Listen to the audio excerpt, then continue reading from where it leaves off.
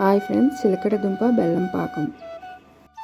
దుంపల్ని బాగా కడుక్కుని కుక్కర్లో వేసుకుని ఒక్క విజిల్ పెట్టుకోవాలి. అంటే కొంచెం ఉడికించుకోవాలి. కుక్కర్ విజిల్ వచ్చేలోపు గిన్నె పెట్టుకుని అందులో ఒక గ్లాస్ బెల్లం, హాఫ్ గ్లాస్ షుగరు వేసుకుని అదే గ్లాస్ వాటర్ వేసుకుని కరిగించుకోవాలి. కుక్కర్ ఆవిరిపోయాక దుంపల్ని ముక్కలుగా కట్ చేసుకుని ఈ ఉడుకుతున్న బెల్లం పంచదార పాకంలో వేసుకోవాలి. అలా ఒక 15 మినిట్స్ అప్పుడప్పుడు కలుపుతూ ఉంటే ఈ స్వీట్నెస్ అంతా ఆ దుంపలకు పట్టి పాకం కూడా చిక్కబడుతుంది. మరి ఎక్కువ చిక్కబడినా చల్లారాక గట్టిగా అయిపోతుంది. కొంచెం పలచగా ఉన్నప్పుడే స్టవ్ ఆఫ్ చేసుకుంటే చల్లారాక పాకం కరెక్ట్గా ఉంటుంది.